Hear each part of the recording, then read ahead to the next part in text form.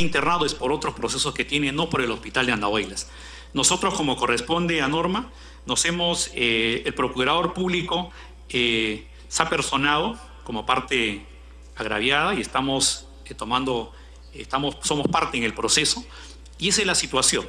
Lo que queremos indicarle, señor presidente y señores congresistas, es que nos ha demorado muchísimo, primero, conseguir los recursos, porque el gobierno central transfirió el 100% de los recursos que fueron malversados, y hemos tenido que sustentar y conseguir nuevamente recursos adicionales para poder terminar esta obra. Hemos tenido que asumir la responsabilidad de volver a licitar la empresa supervisora, que está en plena elaboración. Ya se ha pagado las deudas que se tenía la empresa con las conformidades que ha dado la empresa supervisora, y se ha firmado un acta que nos garantiza que en el mes de diciembre tiene que terminarse el hospital. Definitivamente el daño que se ha hecho no se va a reparar, porque en estos 2 años ya se han perdido. Sí, presidente. Bueno, disculpe que interrumpa, ya ha quedado claro su exposición. Felicito que haya detallado parte técnica, el proceso de contratación y todo el tema respecto al proceso constructivo. Yo quisiera que pasemos a las interrogantes que van a hacer los señores congresistas. ¿Puede apagar su micrófono? Habiendo escuchado al señor gobernador la exposición respecto al tema de su convocatoria, se ofrece la palabra sobre el informe presentado a los señores congresistas. Congresista Richard Arce. Gracias, señor presidente. Saludando al gobernador, a los congresistas que nos acompañan en la Comisión de Descentralización. Lo primero, agradecerle por la facilidad que nos dio la comisión para poder citar al gobernador. Este es un problema muy serio que ataña a la región Apurímac, sobre todo a Andahuaylas, que ha llegado al extremo, señor presidente, que los pacientes de Andahuaylas sean referenciados hasta la ciudad de Lima en un viaje de más de 18 a 20 horas en ambulancia. Pacientes que están en una situación grave de salud tienen que ser referenciados hasta la ciudad de Lima, y he sido testigo que en la ruta fallecen, o llegando a Lima después de un viaje tan duro, fallecen por las consecuencias duras del viaje. Pero a consecuencia de ¿qué? De la paralización de esta obra. Señor presidente, es indignante para la región Apurímac, para Andahuaylas, que lleguemos a este extremo. Hemos dado las facilidades para que se referencien a esos pacientes y encontrarse con la familia. Es un dolor profundo que ocasiona a consecuencia de la corrupción. Y lamentablemente eso tiene una historia larga, porque este proyecto fue concebido todavía en el gobierno regional anterior del señor David Salazar. Después vino el señor Elías Segovia, que se encuentra actualmente en prisión, con una prisión preventiva que no está relacionado a estos actos de corrupción. Pero también acá hay una responsabilidad de parte del actual gobierno para que nos informe cuáles son las acciones, las medidas que se ha tomado para que se retome la construcción. Hay la expectativa, he estado presente este año, el mes pasado, en la semana de representación, he hecho una visita inopinada a la construcción del hospital. Y hay varios puntos que quisiéramos que nos aclare el gobernador. Y voy a empezar, a mí me preocupa mucho el tema del equipamiento, y usted lo ha mencionado. Se ha comprado equipamiento el año 2013, cuando todavía no estaba construido el hospital. Es como si alguien construye su casa y se compra los sillones, las camas, todo lo que requiere antes de tener la construcción, sin saber exactamente si va a tener las condiciones adecuadas. Desde el 2013 está en el almacén del Callao. Quisiera saber quién está pagando el mantenimiento, y sobre todo, se entiende que el equipamiento médico tiene un desfase al año, se deprecia al año de haberse adquirido. ¿Cuáles son las acciones que va a tomar el gobierno regional al respecto de esta situación? Lo siguiente, se habla de una malversación de los fondos que se habían asignado. El presupuesto inicial era de 111 millones para el proyecto. Se ha entregado de parte del gobierno nacional al gobierno regional del señor Elías Segovia ese monto. Aparte se ha pedido adicionales. Quisiera que nos diga cuánto es ese monto de adicional para saber cuánto realmente está costando ese proyecto.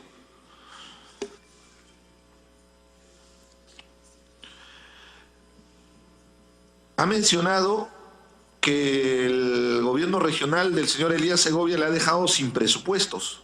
¿Qué acciones usted ha tomado al respecto para poder atender específicamente el hospital de Andahuaylas? Habla de un acta de conciliación con la empresa. se necesitaba pagar los adeudos. Para llegar a un acuerdo con esos adeudos, sabiendo que ha habido presuntamente actos de corrupción, y lo más probable es que sí, por todo lo que se viene mencionando, se ha auditado esa información de los adeudos para saber si corresponde o tal vez ha sido una componenda generada entre la empresa y el exgobernador regional respecto a la ejecución de esta obra.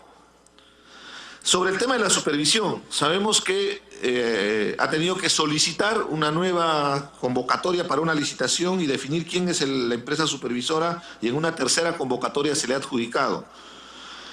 La empresa que forma parte de este consorcio de la supervisión está conformado por una de estas empresas del clan Lavallato, me refiero a Yevix en Yaria. ¿Nos podría hacer la precisión si es la empresa que está encargada de la supervisión?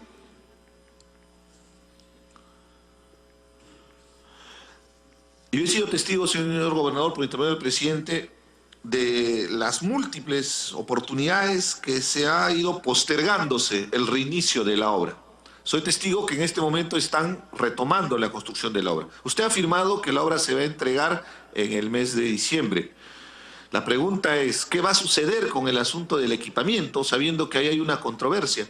¿A qué nivel se está llegando en acuerdo, en compromiso entre el gobierno regional y la empresa? ¿Qué se va a hacer con ese equipamiento? En principio, ¿se va a recibir o no se va a recibir? ¿Cuál es el acuerdo? Porque se entiende que la licitación es conjunta, es tanto la infraestructura como el equipamiento. Entonces, ¿qué acciones va a tomar al respecto? Menciona usted que ha solicitado 22 millones adicionales al Ejecutivo para la culminación de la obra. ¿Esto es estrictamente para el tema de infraestructura? ¿Se va a comprar también algo de equipamiento? ¿Es para pagar deudas?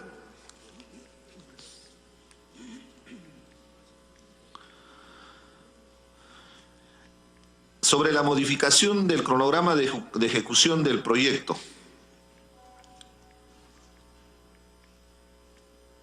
¿Se tiene establecido los plazos para la ejecución, para la entrega final del proyecto, como usted lo ha mencionado, o sea, en el cronograma?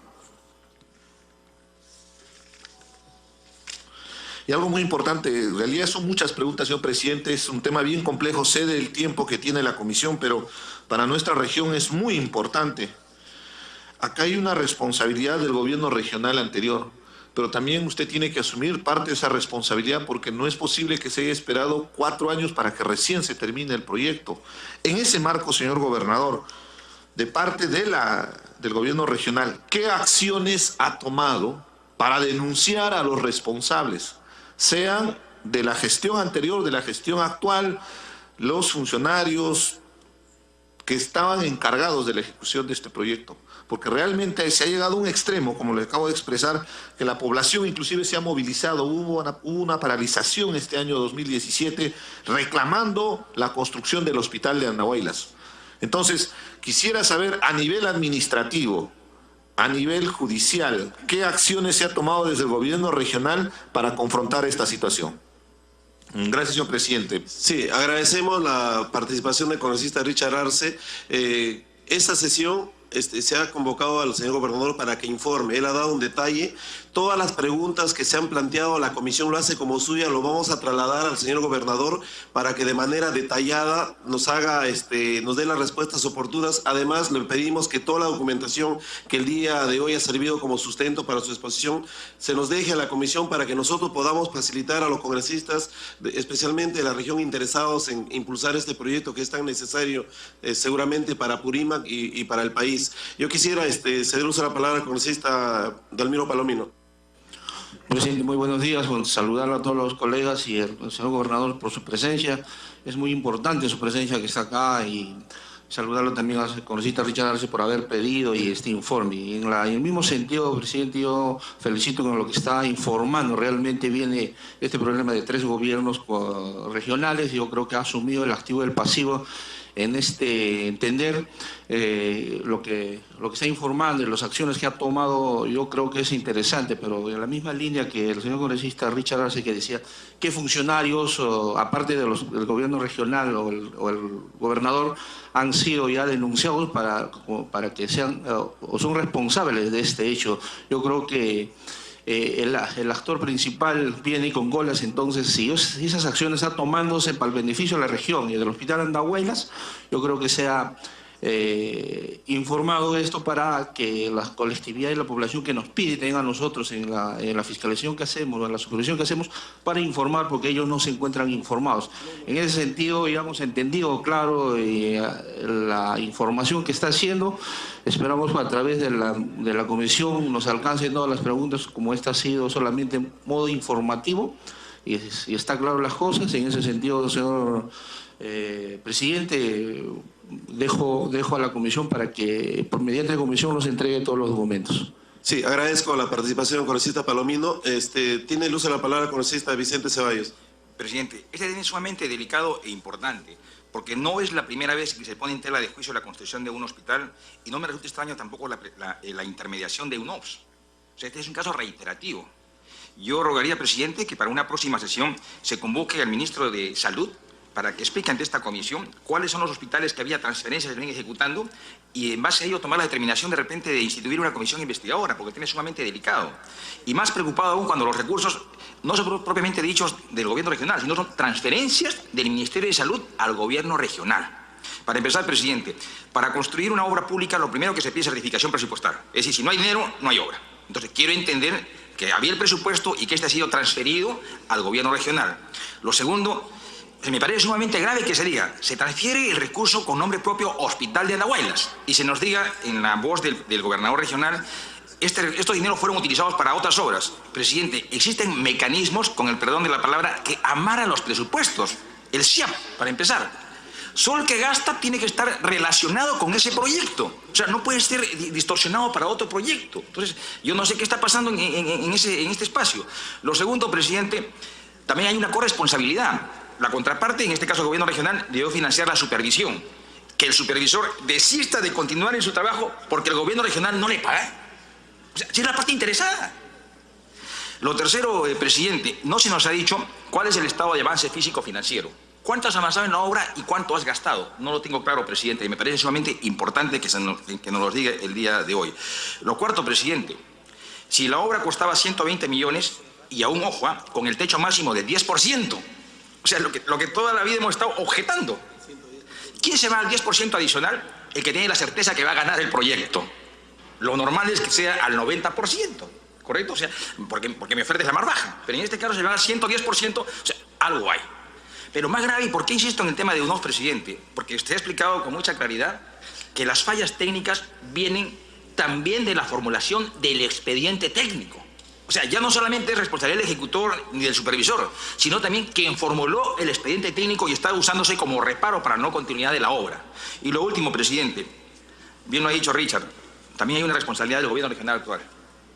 Porque fíjese, siendo un cronograma de las obras, del avance, mejor dicho, unilateralmente el consorcio paraliza el 19 de diciembre de 2014. El gobierno regional entrante en enero declara la nulidad de esa paralización.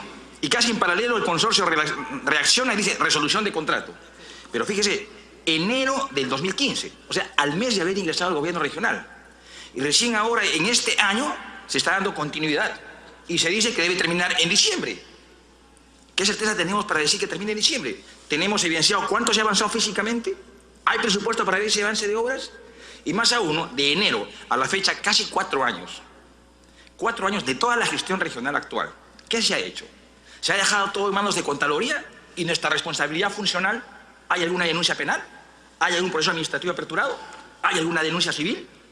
No se nos ha dicho nada de ello, presidente. Yo por el tiempo lo dejo allí, pero sin embargo despierta bastantes dudas y también hay algún grado de responsabilidad del actual gobierno regional, presidente.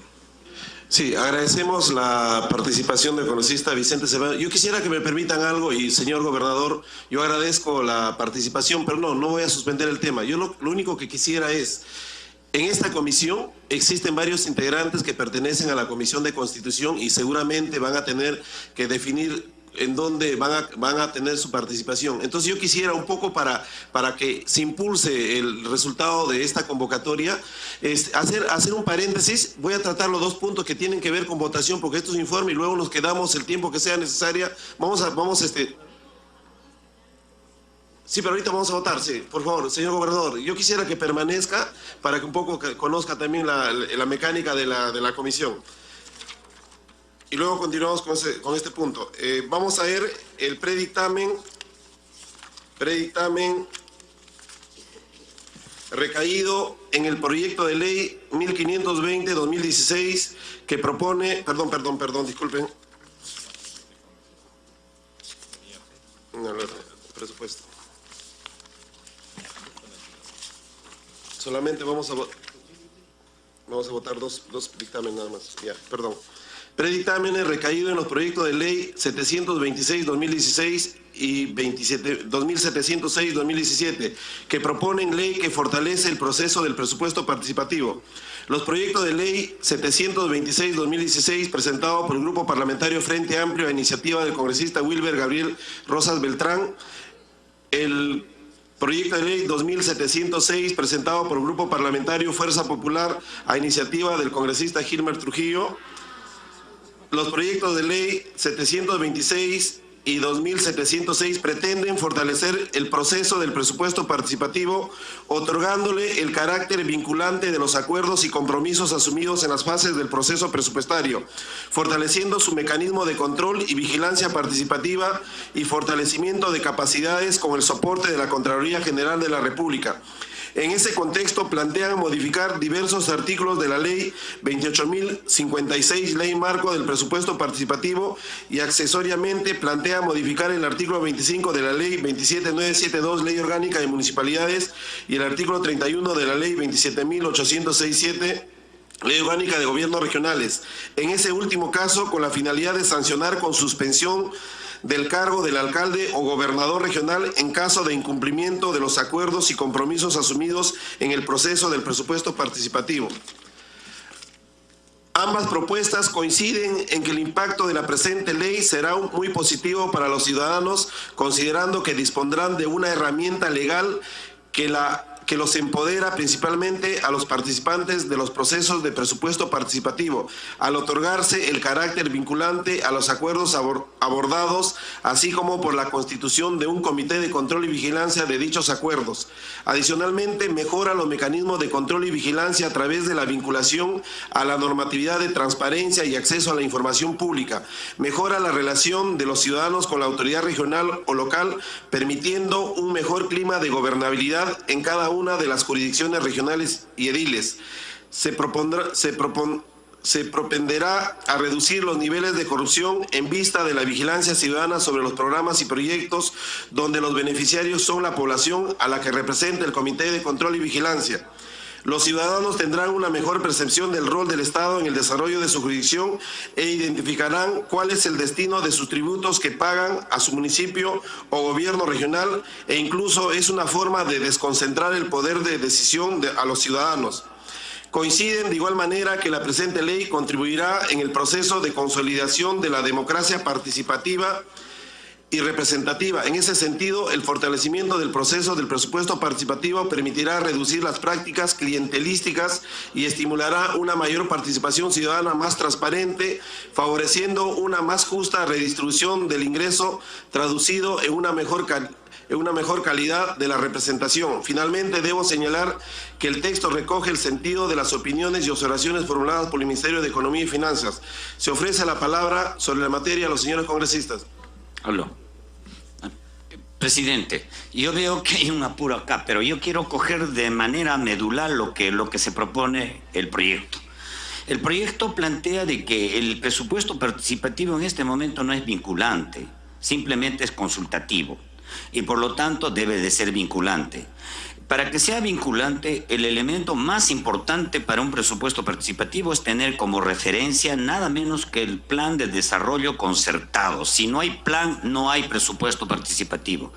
Lo otro, presidente, no es que le quita autoridad a la autoridad, le da más autoridad, porque aquella autoridad que está vinculada con los acuerdos de su población tiene mucha más autoridad, porque además de aceptar las propuestas de manera concertada, pero también planificada, porque va a estar en función de los ejes de desarrollo, esto permite tener mucha más autoridad, pero además no solamente un pequeño grupo llamado Consejo de Coordinación Local o llamado Consejo de Coordinación Regional ¿no es cierto?, que no son la participación total de la población, sino más bien una representación.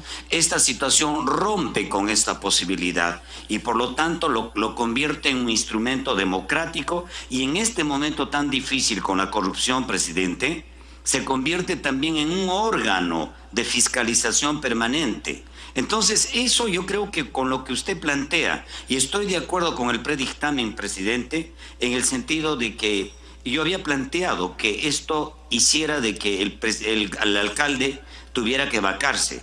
Pero creo que una suspensión temporal es importante porque tomará conciencia de que el presupuesto participativo no puede ser solamente de consulta, sino de obligación en la ejecución, presidente. Yo con esto quiero decir que si se puede llevar a votación, porque veo los apuros que hay acá.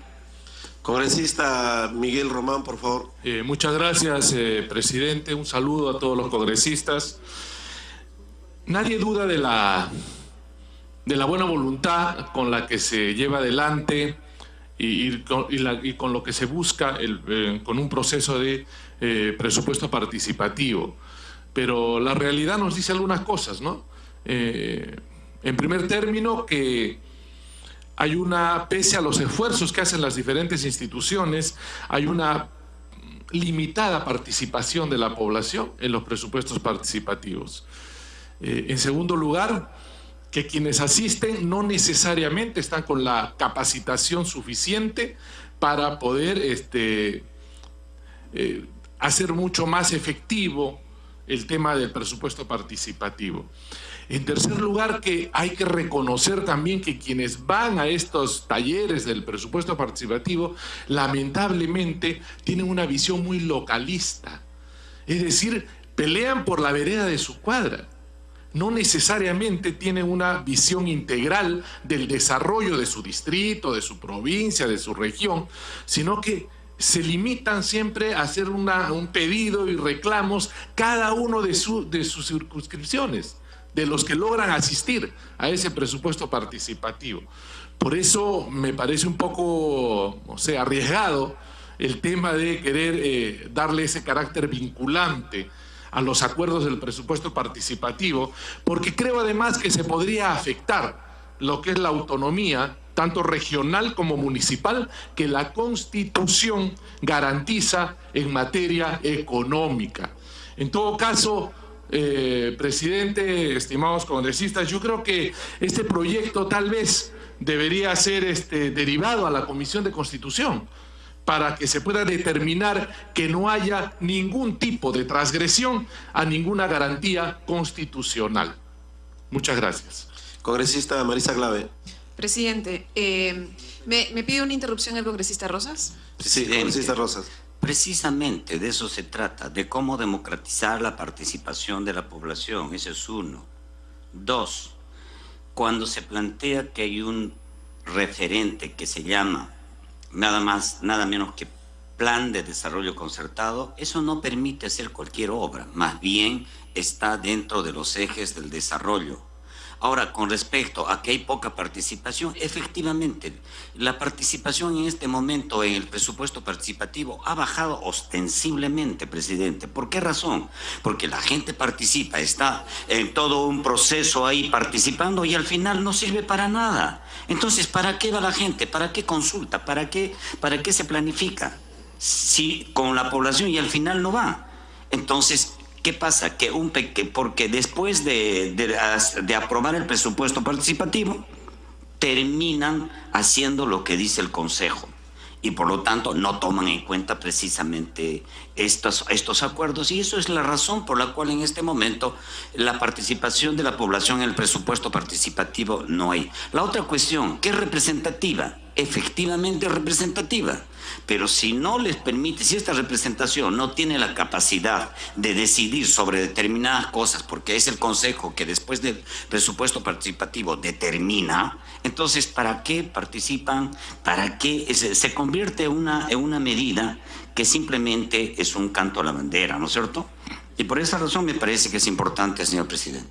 Continúe, congresista Marisa Glave. Gracias, presidente. Mire, presidente, yo cuando conocí al congresista Wilber Rosas, él era alcalde en Anta, en Limatambo, Y una de las cosas que aprendí es que el presupuesto participativo sí funciona. Y que hay lugares en los cuales los alcaldes se comprometen con la población y la población se organiza y participa. Y eso, presidente, ocurría porque había un alcalde que decidía cumplir los acuerdos del presupuesto participativo. Y entonces uno podía ver la diferencia después cuando visitaba otras municipalidades, que los alcaldes simplemente ni siquiera asistían, presidente, a la sesión de rendición de cuentas. Y que después lo que teníamos era un incumplimiento permanente del presupuesto participativo. Entonces, este proyecto de ley, presidente, un proyecto además que suscribí apoyando al congresista Wilber Rosas, es un proyecto que lo que está tratando de hacer, presidente, es decirle a la gente que su tiempo importa. Eso es lo que está diciendo este proyecto de ley, que su decisión de participar es importante, que esto no es simplemente un proyecto de ley que hicieron algunos para que la participación ciudadana suene bonito porque algún organismo internacional lo dijo, sino porque realmente queremos que la ciudadanía tome decisiones. ¿Esto limita a los alcaldes? No, presidente. Primero, porque no se va el 100% del presupuesto. No es verdad que el 100% del presupuesto vaya a presupuesto participativo, eso no es verdad. De hecho, la autoridad municipal tiene que determinar el monto que va al presupuesto participativo. Entonces, lo que se le está diciendo a los alcaldes es, oiga, señor alcalde, usted va a hacer presupuesto participativo, ¿sobre cuánto? Sobre el 50% del presupuesto de inversión. Perfecto. Entonces, después cumpla sobre ese 50% del presupuesto de inversión que usted está llamando presupuesto participativo, porque usted mismo determinó el monto. Y finalmente la gente fue y participó. Hay otra parte del presupuesto que no va a presupuesto participativo, presidente, y que lo determinan a libre albedrío en el Consejo Municipal. Eso va a seguir funcionando así, presidente. El problema que tenemos es que hoy por hoy se hace el presupuesto participativo y uno ve las estadísticas. Si usted invita a las personas que hacen seguimiento al proceso de descentralización, y más del 80% de los presupuestos participativos simplemente no se cumplen, no les da la gana de cumplirlos. Y entonces termina siendo una burla, presidente. Por eso es fundamental avanzar en este tipo de normativa. Gracias, presidente. Sí, congresista Montenegro.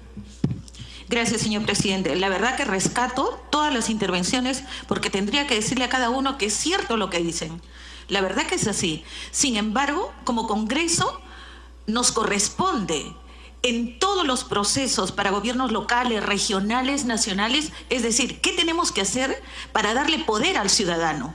Poder al ciudadano para decidir en sus obras, poder al ciudadano para controlar, poder al ciudadano no solamente para intervenir en las obras de presupuesto participativo, sino en todas, porque se tiene que desde el plan de desarrollo concertado, que justamente se llama plan de desarrollo concertado, porque ustedes tienen que dividir el territorio en cuantas partes crean conveniente, de tal manera que cada taller de trabajo esté la población involucrada, participando en su plan de desarrollo concertado como eje central para decir hacia dónde se va, qué rubros vamos a desarrollar, qué obras se van a hacer.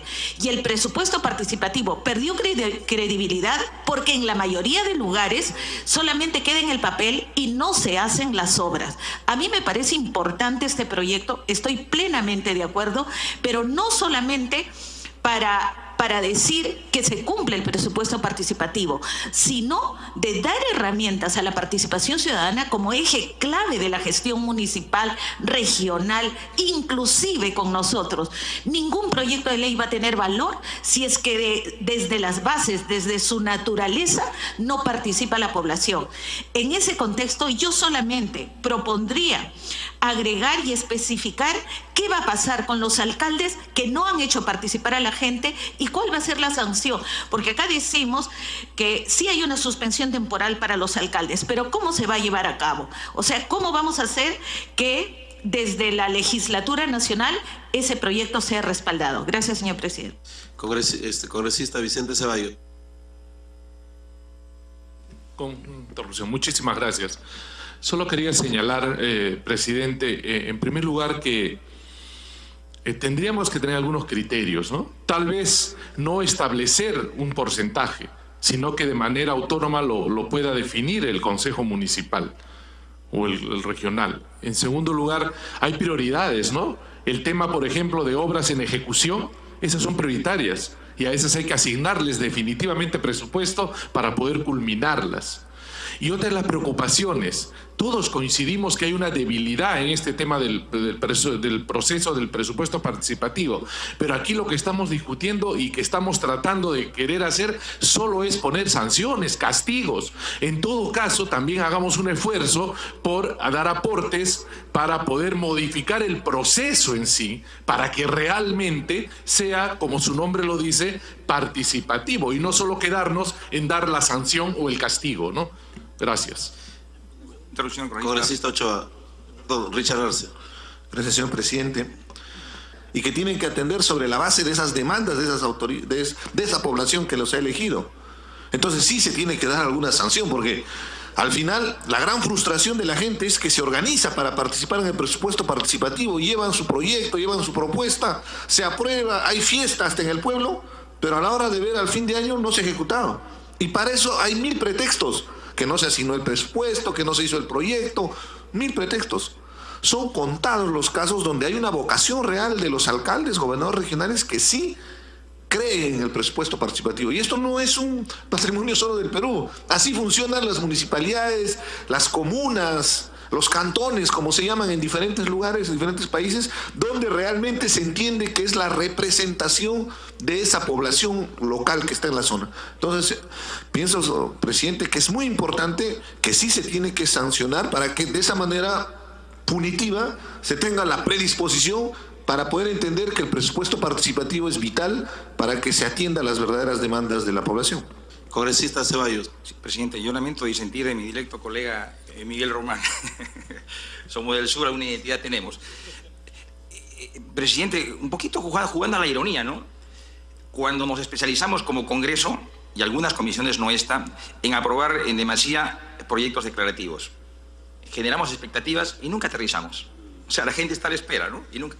Presupuesto participativo en estos momentos es algo similar, porque le damos la opción que de manera organizada los colectivos participen. Y cuando participan y priorizan, sus proyectos no pueden concretizarse, porque se mantiene aún la autoridad discrecional del alcalde para disponer se ejecuta o no se ejecuta. Lo segundo, presidente, se ha observado de manera muy puntual la capacitación y escasa asistencia. Pero ¿a quién le corresponde capacitar? ¿A quién le corresponde convocar? ¿A quién le corresponde organizar? A los gobiernos regionales o locales como corresponde respectivamente, a ellos. Y si es que no hay asistencia, no hay capacitación, es que hay una actitud malintencionada o direccionada de sencillamente no capacitar y no convocar. Porque tener al frente a una sociedad